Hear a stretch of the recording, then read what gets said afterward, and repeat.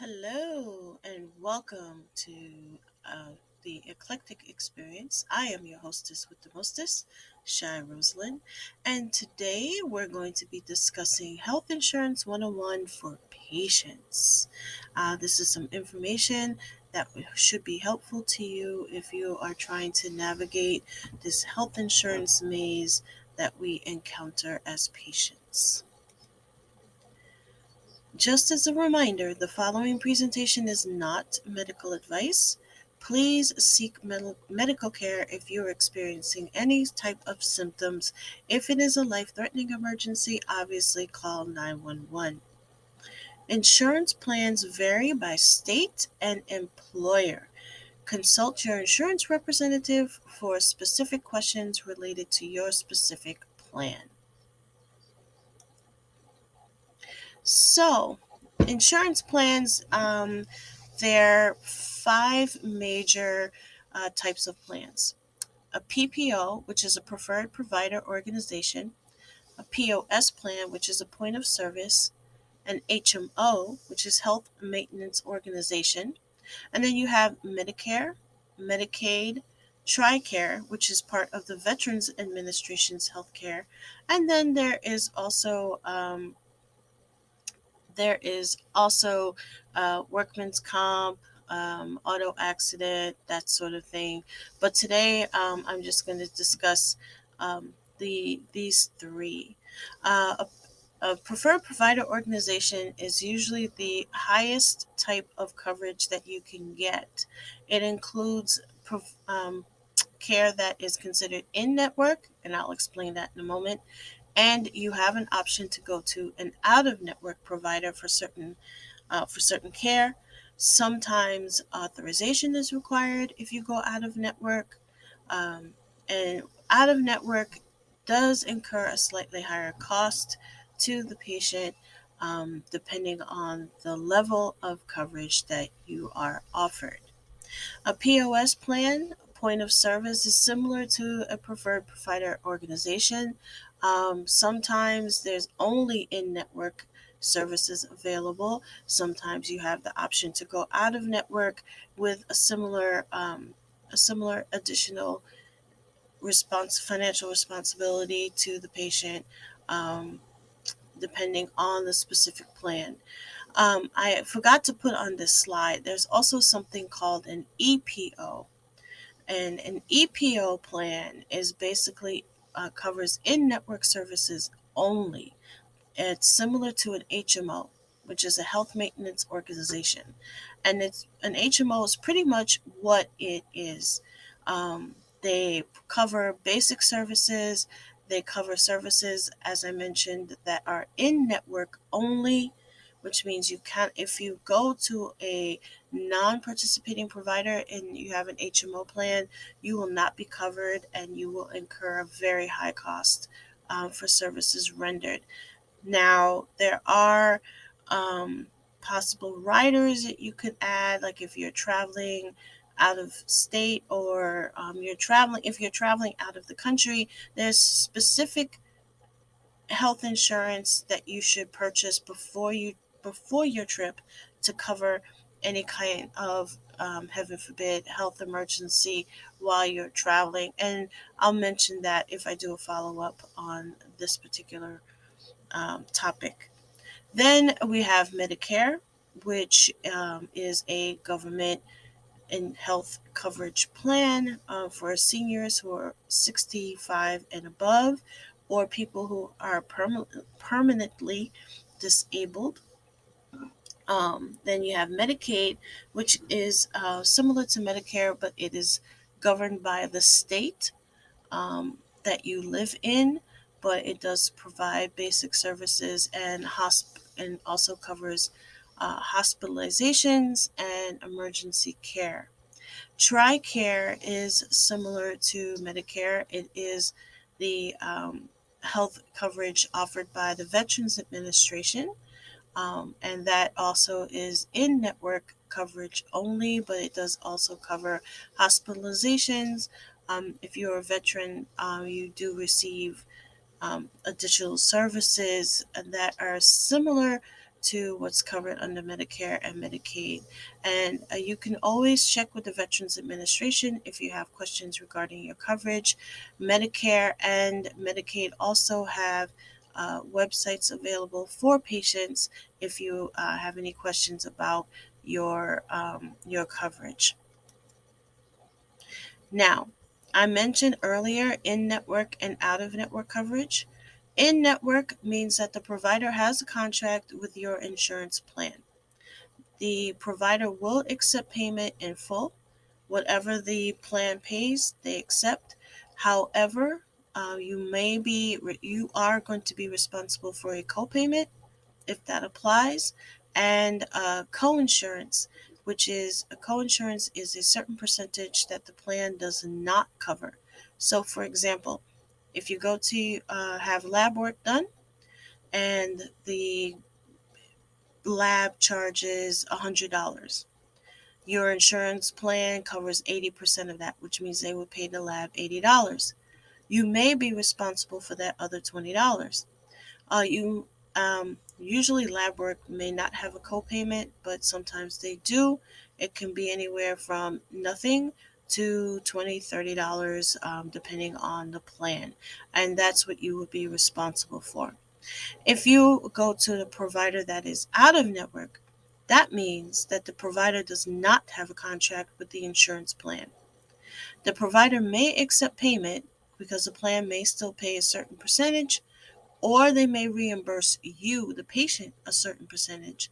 But the provider is allowed to bill for any deductibles, and I'll explain what that is in a moment, or coinsurance, which is the percentage that the plan states the patient is responsible for.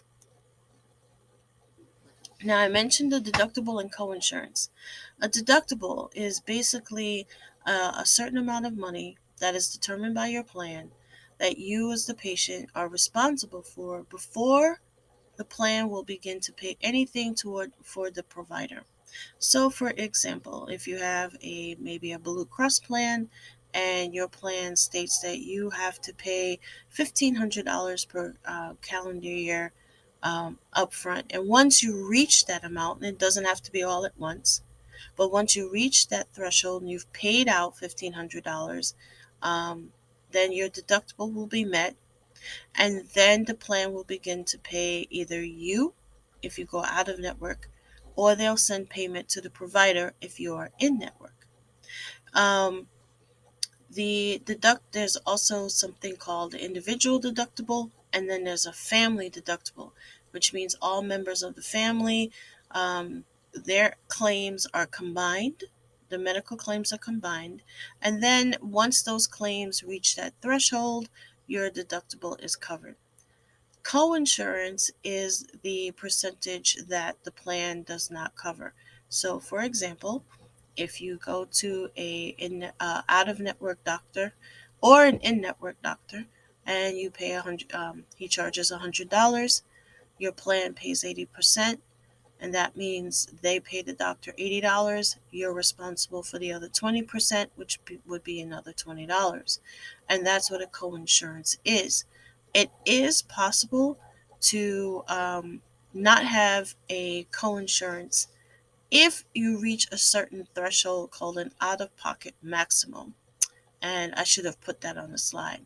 An out of pocket maximum means that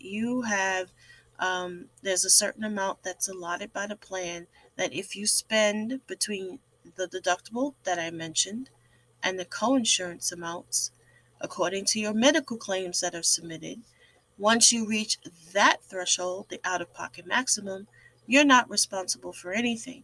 The plan pays what they consider to be 100%. So, there are other items that you need to consider when you're choosing your plan or upgrading your plan, or you're um, uh, looking into new plans through your employer. There may be visit limits. So, for example, for physical therapy, your previous plan may have said will allow up to 40 visits of physical therapy per year, and that could be for any member of the family. They may change that when you go to renew your plan. They may say 30 visits, which would be a decrease from the previous year. So that's something to keep in mind.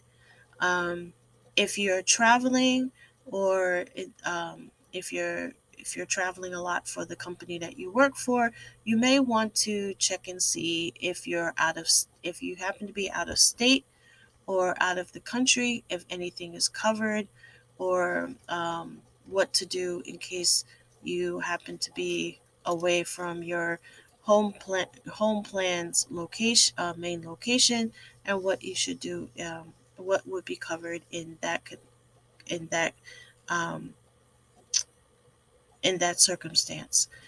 Some plans do offer something, but a lot of plans do not.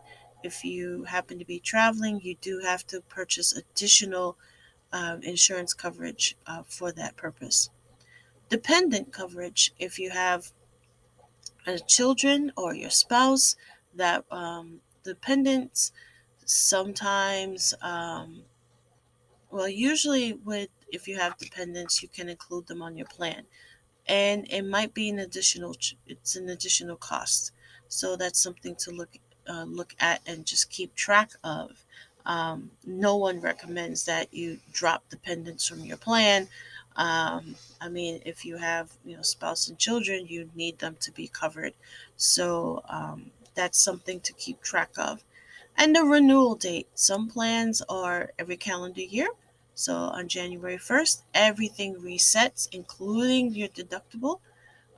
So it's basically, it starts over again on January 1st.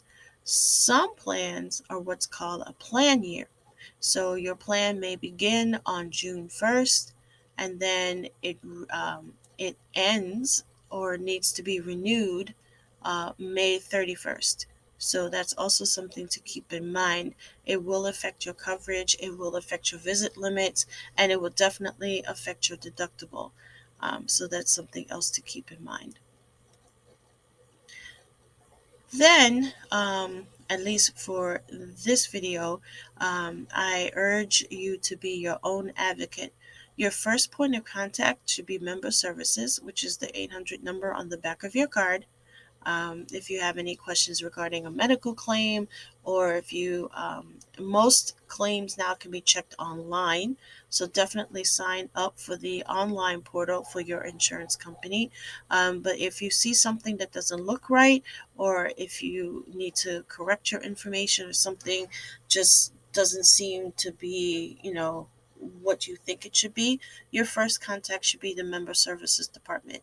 They usually are supposed to be able to explain what the claim was, and why certain things were allocated a certain way. So, for example, if you think you've met your deductible, you've paid the provider, but then the claim shows that you still have a deductible outstanding, that would be a call to member services to find out, why your deductible is still outstanding.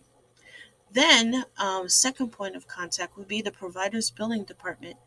You can always call them and ask them to help you uh, decipher why certain things were billed a certain way. If you're submitting your own claims, your provider's billing department is supposed to provide you with an itemized bill with codes that the doctor used. And then you can submit that to your insurance company. And then also, if there are any questions, like if your insurance company is requesting medical records and that sort of thing, your provider's billing department, or maybe even their front desk, would be your next resource to call and get that information.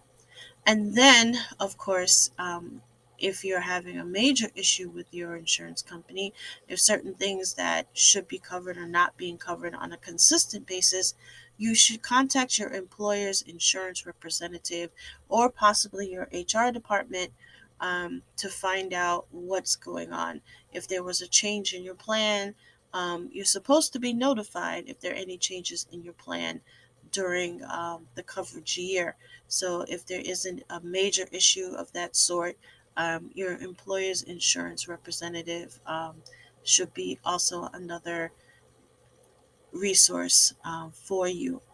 So That being said, this is the first of maybe a series depending on the response. If you have questions, please post questions in the comments. Thank you all for watching. I hope this was helpful. Please like, subscribe, share this video if you think it will be helpful for people. Um, and comments are always welcome. Likes are always free, and subscribers are always appreciated. Thanks again for watching. This has been a special edition of the Eclectic Experience, and please stay safe and stay healthy.